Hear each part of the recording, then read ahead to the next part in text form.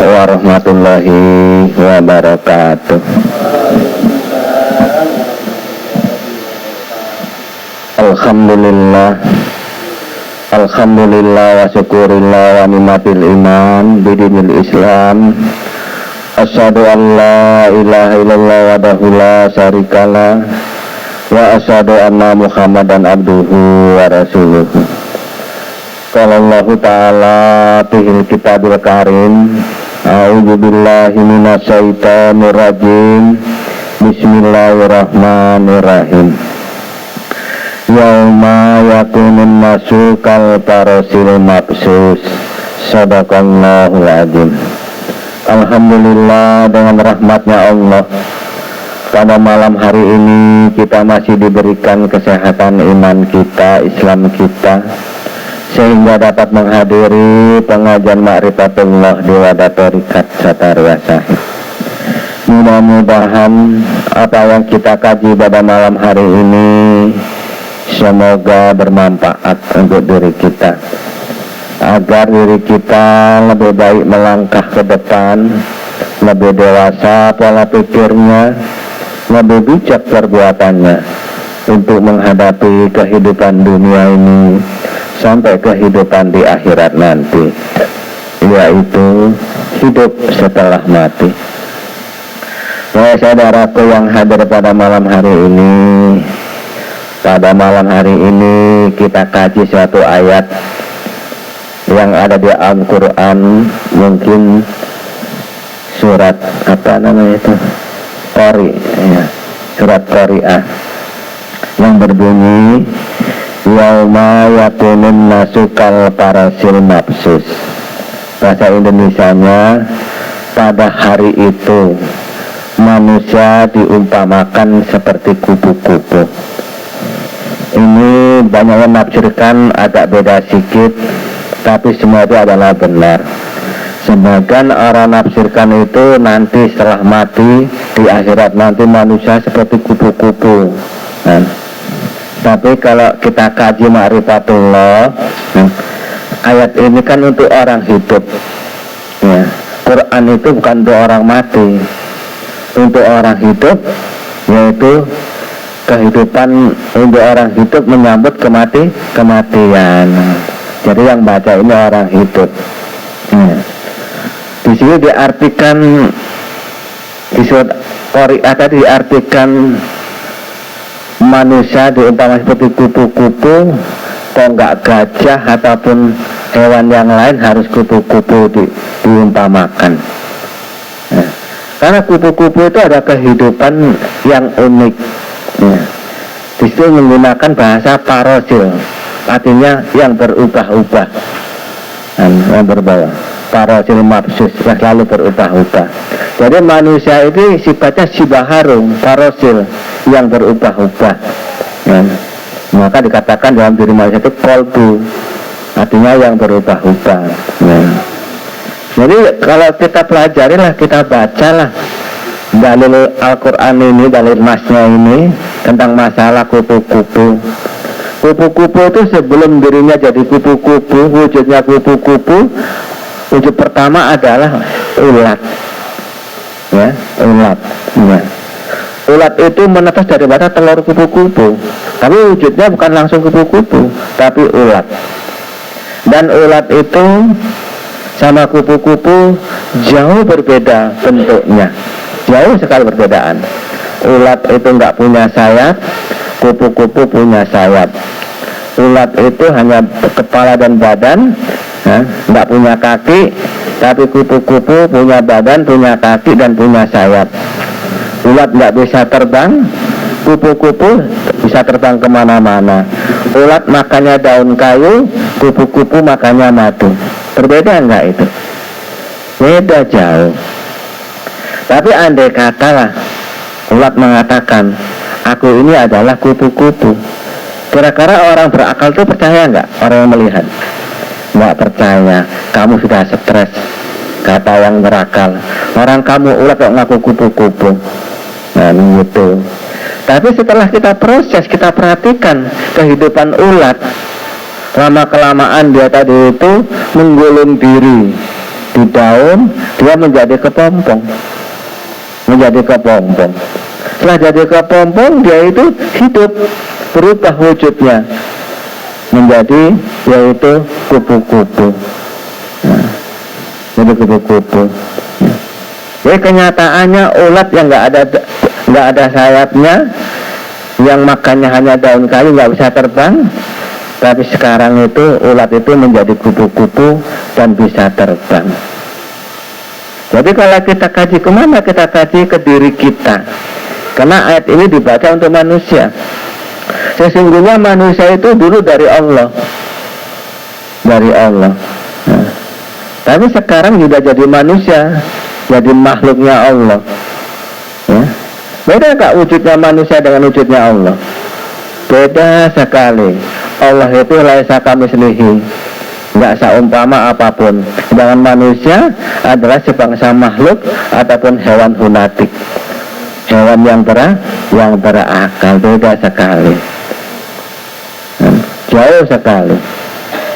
Tapi andai kata ada sebagian orang mengatakan aku ini Allah, jadi kira-kira masuk akal nggak? Nggak masuk akal, stres.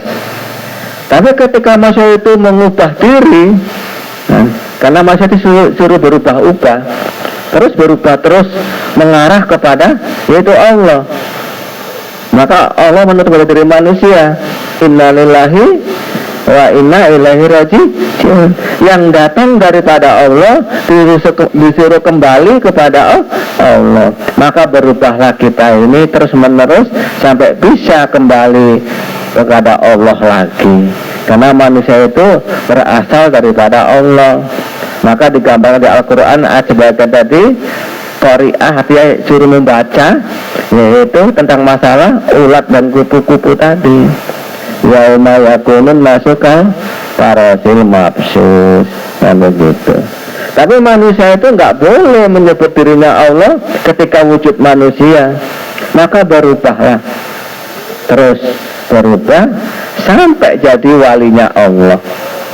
Maka kakek itu punya daun Sataria Sahid untuk menggulung para umat manusia agar menjadi wali-wali Allah. Karena hanya wali Allah saja yang bisa kembali kepada Allah. Kalau kita ini orang biasa, awam sekali, pasti melalui proses, ya, Allah tadi itu. Maka berubah betul-betul, ngajinya betul-betul, jangan sampai kita itu tetap makhluknya Allah. Percaya nggak kalau kita dulu dari Allah asal usulnya, dari alam lahu asal usulnya, yaitu alamnya Allah berada, ya. Percaya nggak? Kalau kakek itu percaya, apa ada tandanya? Ada, ya. Manusia dari Allah itu dibekali oleh Allah. Sampai sekarang masih terbawa diri kita itu, yaitu sifat pengasih penyayang. Itu kan sifatnya Allah yang ada pada diri Allah. Tapi karena manusia pernah ada di situ, maka sifat itu diamanahkan kepada manusia sebagai yaitu amanah, bekal kehidupan di dunia. Maka pecah proses ngaji makrifat agar mengenal diri, kan gitu kan? Sudah kenal diri, jadilah kamu tuh wali-wali Allah. Nah, agar apa? Agar bisa kembali kepada Allah. Kita udah tua-tua loh. Maka Allah tuh menyuruh kita itu menikah. Kalau hewan menikah enggak? Hewan kawin tapi enggak menikah. Kalau manusia menikah baru kawin. Beda ya. Beda. Jangan kawin aja enggak nikah, itu susah ujung-ujungnya kan itu. Jadi manusia disuruh menikah itu agar ada proses dalam dirinya, yaitu kehalifaan. Jadi pernikahan tadi itu membentuk suatu dirinya itu kehalifaan, wali. Jadi kaum laki-laki ini yang sudah nikah itu menjadi wali kepada istrinya. Karena istrinya nggak tahu bahwa suaminya itu wali, yang dia tahu hanya suaminya, maka kadang-kadang nggak akur jiwanya. Kalau andai kata tahu suaminya itu wali Allah untuk dirinya, yang maka kasih sayang untuk dirinya, sifatnya Allah kasih sayang tadi itu dikorbankan untuk diri seorang istrinya, pasti istrinya itu nggak manyun. Kenapa kok kaum perempuan selalu manyun terhadap suaminya, lalu monyong apanya itu bibirnya, karena hatinya sedang jengkel terhadap suaminya. Kenapa kok jengkel? Karena ada bisikan setan di dalam hati tadi itu, bahwa suaminya itu adalah budaknya, pekerjanya.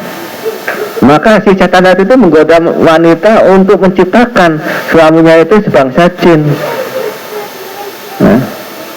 Setan tadi itu menggoda manusia, menggoda kaum perempuan, agar kaum perempuan tadi itu menciptakan suaminya itu jadi kelompok jin, enggak kelompok wali Allah.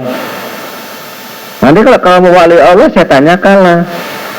Maka banyak wanita-wanita menciptakan suaminya menjadi yaitu bangsa-bangsa jin. Bangsa jin yang paling dekat kepada manusia yaitu suku tuyul.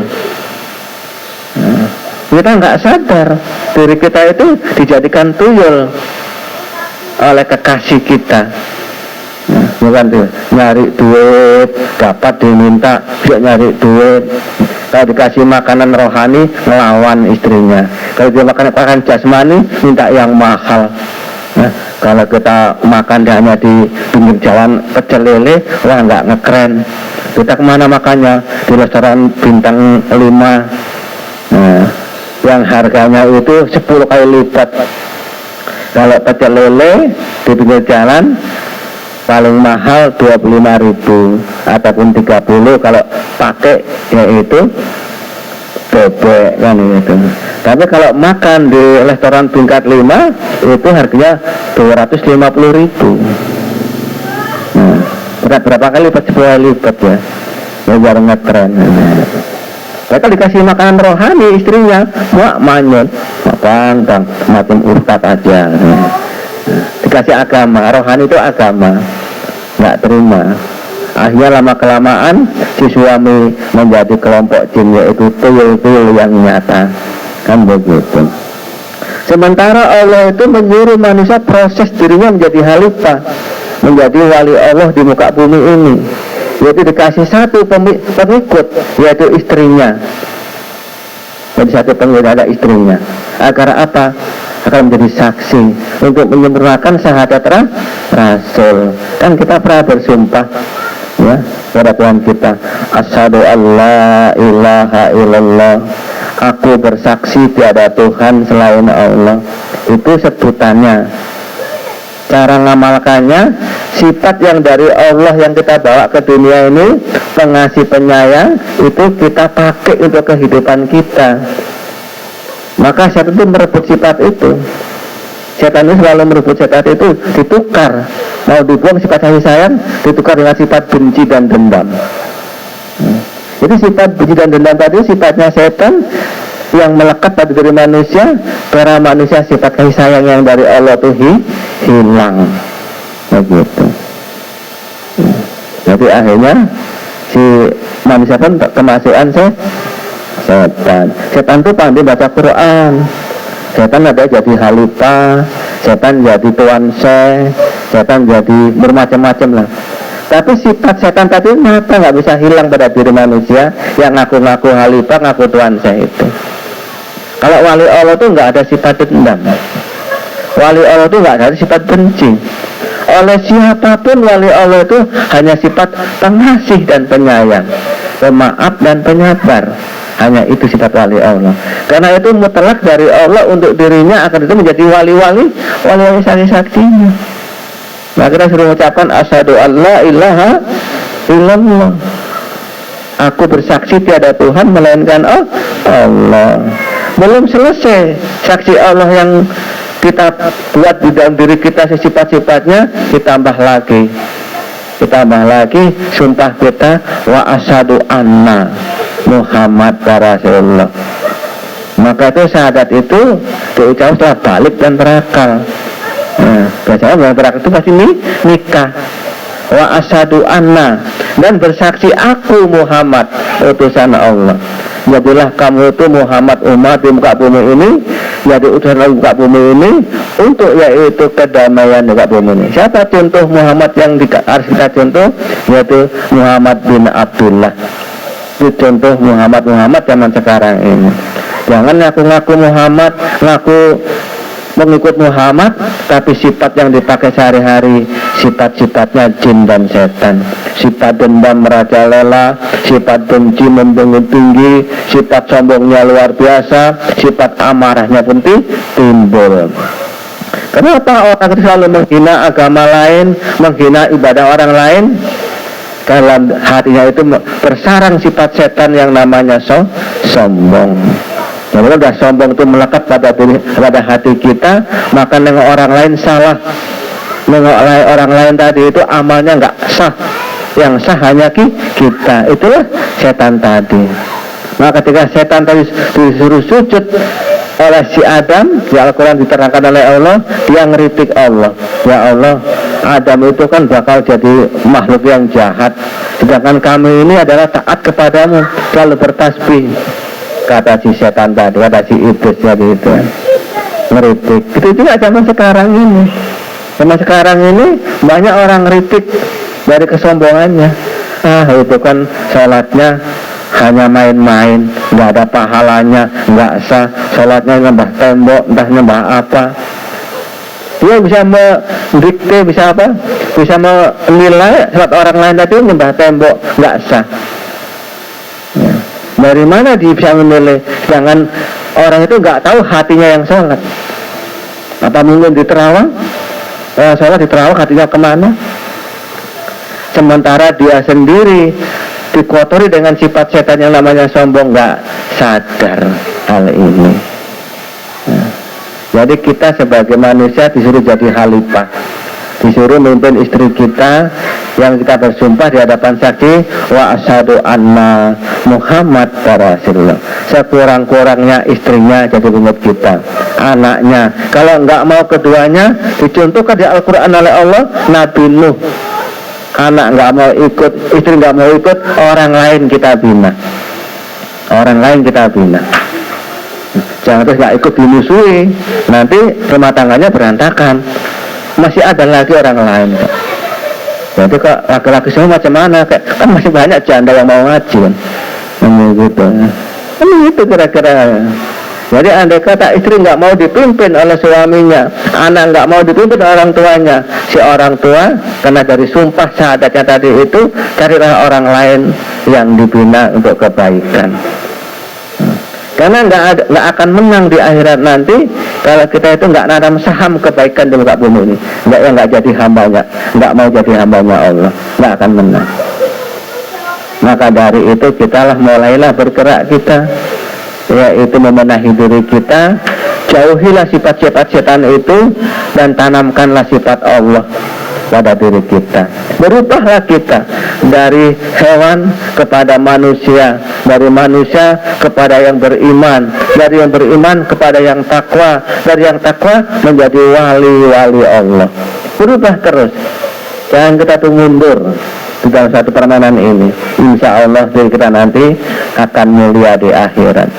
Yang lebih banyak digambarkan oleh Allah, yang dulunya makan daun kayu yang rasanya pahit dan getir, sekarang minum madu, telah menjadi kupu-kupu, minumnya madu, terbang kemanapun bebas. Maka wali-wali Allah itu dunia ini seperti daun kelor, mau kemana itu sekejap aja.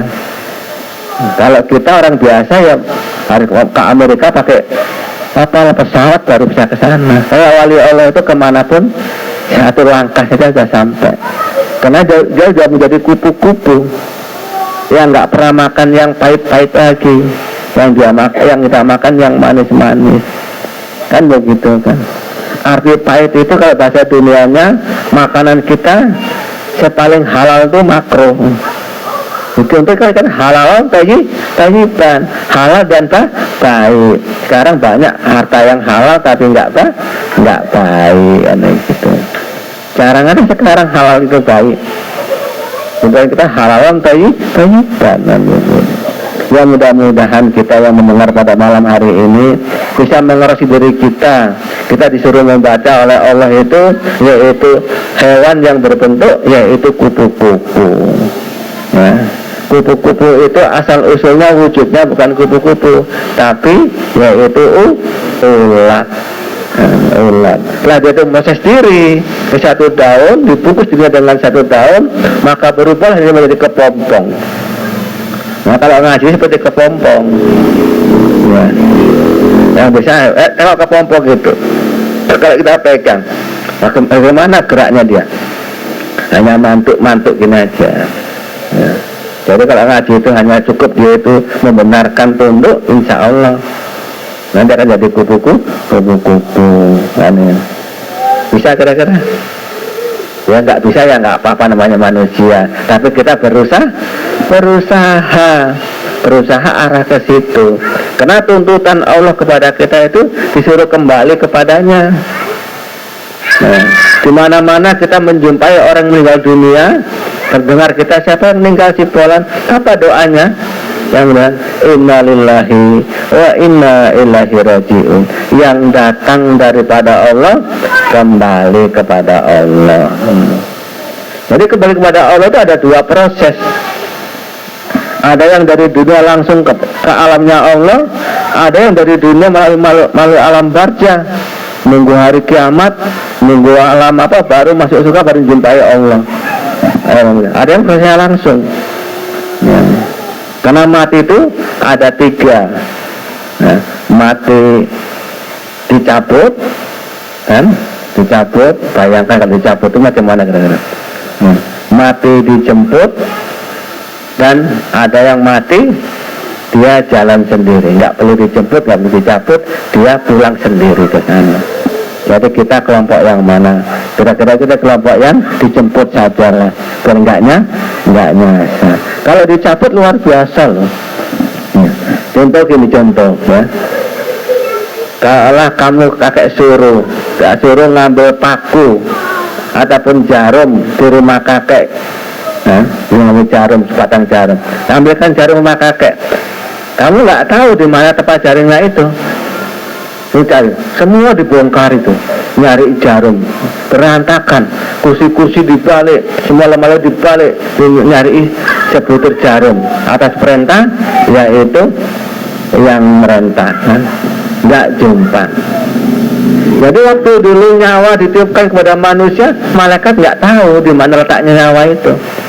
Tapi disuruh nyabut, kira-kira macam mana itu? Berantakan diri manusia dalamnya itu, dicari di hati nggak jumpa, di mana nyawanya ini, dicari di lambung nggak jumpa, dicari di paru-paru nggak jumpa, dicari mana, akhirnya apa, megap orang entah macam mana, sakit gara-gara dicari nyawanya entah di mana letaknya, kan begitu. Jadi bisa dalam keadaan sakit itu bisa kita itu ingat kepada Tuhan kita. Contoh begini, contoh ini ya, ini contoh saja, mana tahu kamu itu menyadari, biar kamu itu betul-betul ngajinya. Kamu sedang dikeroyok lebah, dikeroyok tawon kum itu kan ngeroyok kamu, bisa kamu tuh ngancingkan baju? Ya, berarti angan-angannya di tawon tadi, baik, lupa baju. Kenapa? Sampai punya yaitu godaan. Orang mati begitu, penuh dengan godaan, rasa sakit luar biasa yang nggak pernah kita rasakan di dunia rasa sakitnya. Nah, mungkin kita ingat kepada Allah, nggak akan mungkin ingat, pasti lupa, pasti kebingungan dia, tolong sana tolong sini bermacam-macam. Kenapa? Nggak ada sakitnya. Sama dengan dikeroyok tawon, suruh ngancingkan baju, itu nggak mungkin bisa. Maka disuruh menuntut ilmu ma'rifatullah agar suatu masalah tadi itu kita tetap iman kita terhadap Allah itu nggak berubah, kan begitu. Ini yang kita cari tadi. Maka kita disuruh baca tadi surat Qari'ah, surat bacaan, agar itu mengenal diri kita ini siapa, sekarang siapa, dulu siapa, sekarang siapa, dan mau kembali kemana, kan begitu. Andai kata telur kupu-kupu bermacam bentuk pun sekalipun pasti pulang kepada kupu-kupu. Kalau memang kita itu yang dari Allah, kata Al-Quran tadi itu pasti kan kembali kepada Allah. Tapi prosesnya itu ketika telur kupu-kupu menetas menjadi ular, Orang nggak nyadarkan diri, nggak mau gulung kayu, nggak mau punya rumah di daun kayu, tahu-tahu datang burung yang lain dimakan ular tadi itu, hilanglah si ular, nggak jadi kupu-kupu. Kita begitu juga. Kalau kita nggak sadar diri kita itu dirampok dengan setan. Sifat-sifat Allah dalam diri kita ditukar dengan dia sifatnya, kita mana mungkin pulang ke sana? Mana pulang ke sana? Nah, itu. Jangan saya mati dicabut. Kalau mati dijemput, nah, itu orang-orang mendapat ridhonya Allah. Nah, ketika dia meninggal dunia, meninggalkan badan, datanglah wali Allah menjumpai dia dan membawa dia ke alamnya Allah sana. Lewat alam mulki, masuk alam malakut, masuk alam jabarut, masuk alam lahu, menjumpai Tuhannya. Itulah orang yang sendiri, apa yang dijemput oleh wali-wali Allah. Maka diri kita harus mempunyai wali Allah sebagai, yaitu pemelihara kita. Karena kita dituntut oleh Allah di Al-Quran, ya ayyuhalladzina amanu hu anfusakum wa ahlikum nar. Hai orang-orang yang beriman, peliharalah dirimu dan keluargamu dari azab api neraka. Bagaimana cara memelihara diri? Cari sang pemelihara, cari guru, cari penasehat. Diri kita ada yang memelihara. Mana kita bisa diri kita sendiri bisa. Tapi harus menggunakan orang lain untuk memelihara kita. Kan begitu. Dan keluarga kita. Andai kata keluarga kita itu dipelihara oleh wali-wali Allah, maka kita itu nggak kena azab api neraka. Karena ada ridhonya Allah itu ridho para wali-walinya. Ajan pun sudah sampai ya, ajan Isya itu mungkin pada malam hari ini hanya sekedar inilah saya utarakan, tapi ingat kita disuruh berubah terus oleh Allah sampai bisa kembali kepada Allah. Yauma yakunun nasukal farasil mabsus. Pada hari itu manusia diumpamakan seperti kupu-kupu. Kupu-kupu punya proses dirinya ulat, telur kupu-kupu jadi ulat, kepompong, lalu ke kupu-kupu. Manusia yang dari Allah sekarang jadi makhluknya Allah, hewan. Diri kita itu hewan hunat, hewan berakal. Siapa menjadi orang-orang yang beriman. Setelah beriman jadi orang-orang yang takwa, dan takwa menjadi wali-wali Allah, halifatullah, pimpin rumah tangganya masing-masing. Akhirnya dia akan kembali kepada Allah dengan titel halifatullah yang mendapat ridhonya Allah. Usikum wa nasitaqalaha. Maka tutup dengan doa. Assalamualaikum warahmatullahi wabarakatuh.